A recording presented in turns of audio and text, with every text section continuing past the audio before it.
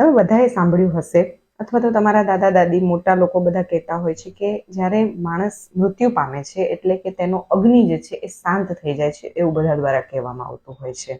તો અગ્નિનું આટલું બધું મહત્વ શું કરવા, અથવા એ શાંત થઈ જાય તો માણસ મૃત્યુ સુધી જઈ શકે એવું કઈ રીતે? તો આયુર્વેદ અનુસાર અગ્નિ એ આપણા શરીરમાં બહુ જ જરૂરી વસ્તુ છે.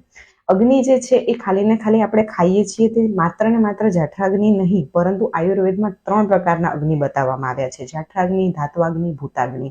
એટલે કે સેલ્યુલર લેવલે પણ જે એનર્જી ડિસ્ટ્રીબ્યુશન થાય છે તેમાં પણ અગ્નિની જરૂરિયાત રહેલી છે.